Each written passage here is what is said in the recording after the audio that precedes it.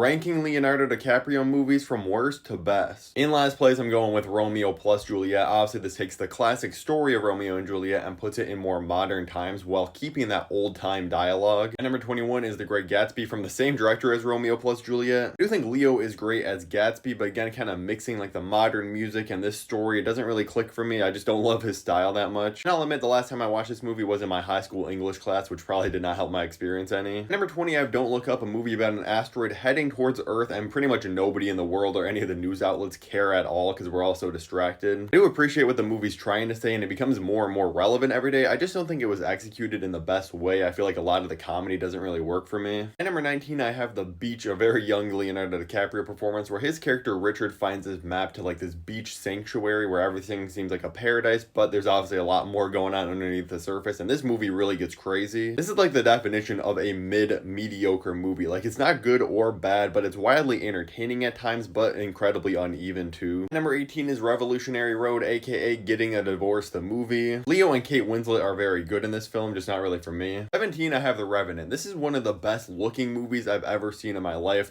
I really truly do not think that Leo deserved the Oscar for this movie. I feel like it was more, oh, he should have gotten it way earlier in his career. We'll just give it to him for this. As I said, on a technical level, this movie is just masterful. It looks incredible. It really transports you back to the 1800s. It just did not do anything for me. Speaking of the 1800s, Gangs of New York comes in at number 16 on this list. Definitely one of my least favorite Martin Scorsese movies, but even a worse Martin Scorsese movie, still a very enjoyable film. I have no problem with longer movies, but this film is almost 3 hours, and I feel like it doesn't really balance the runtime very well. It definitely drags in a lot of different places, and I could feel every minute of the runtime. Number 15, we got a movie with a very young Leonardo DiCaprio, What's Eating Gilbert Grape, one of the oddest family dramas you'll ever seen. Everybody in this family is going through it. This is the first film on the list I consider just a straight up good movie, not amazing or anything, but an enjoyable time, really good performances. And number 14 is The Titanic. Again, the movie looks gorgeous, all the sets and everything. You can tell James Cameron was obsessed with the Titanic, as he still is.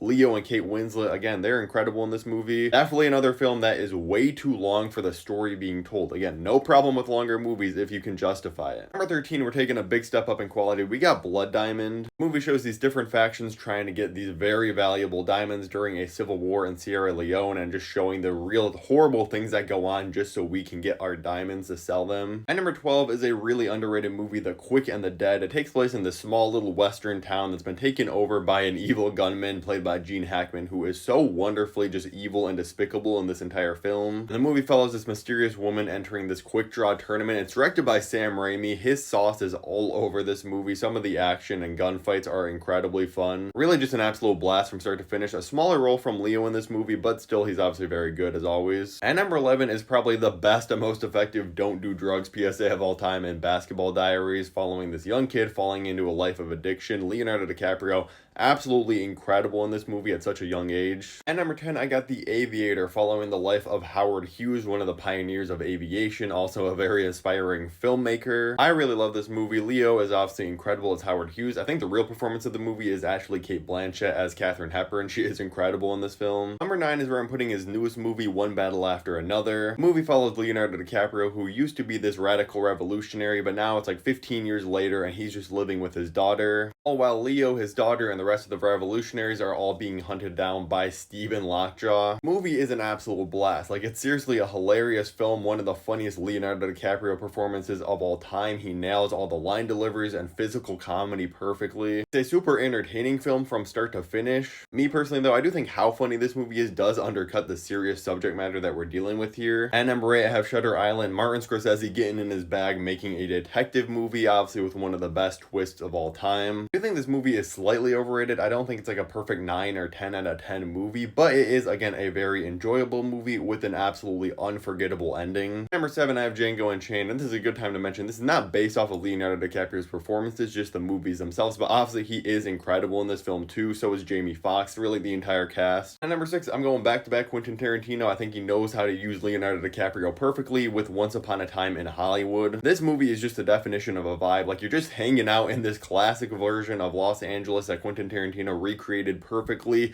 watching the struggling actor Rick Dalton. It's a love letter to all the old movies and TV shows of the time, and if you're a big movie nerd, you have to love this movie, and I absolutely love the rewriting of history that happens in this film with Sharon Tate, obviously. At number 5, I'm going with Killers of the Flower Moon. Yes, you do feel a lot of that 3.5-hour runtime, but Martin Scorsese had a message to get across, and he delivers an absolute gut punch in this movie that I think was much needed. Lily Gladstone, Leo, Robert De Niro are all absolutely perfect in this movie. Some of the best performances of the decade are in this film. At number 4, we're going back-to-back Scorsese with The Wolf of Wall Street. This movie is one of the most entertaining films I've ever seen in my life. I don't think it's glorifying the lifestyle like a lot of people say, but still it is fun to watch. I think this is Leo's funniest performance in his career, and honestly, he should have won an Oscar for his performance as Jordan Belfort. It absolutely is perfect and makes the entire movie. And at number 3 is the third Martin Scorsese film in a row, The Departed. One of the best police and criminal cat-mouse chase movies of all time. Obviously, you're dealing with the police sending in one of their own to go undercover and kind of infiltrate the underworld. Every second of this movie is incredible. It's so quotable. Leo's great. You get great Mark Wahlberg in this movie, Matt Damon, Jack Nicholson. Really just a perfect movie. At number 2, I have Steven Spielberg's Catch Me If You Can. This movie, again, perfect film all throughout. It's funny. It moves incredibly quickly. Great Leo performance of him playing Frank Abagnale Jr., the con man, pretending to be a pilot, a doctor. And again, that cat and mouse game of him trying to escape the entire time. That dynamic between him and Tom Hanks, who's trying to hunt him down in this movie, absolutely chef's kiss perfection. Number 1, it's one of my favorite movies of all time, and the film that got me into movies in general, I gotta go with Inception. I'm a huge Christopher Nolan fanboy. I've always been interested in just time and dreams in general, so this is like the movie made for me. Of course, one of the greatest and most unforgettable endings I've ever seen in my life.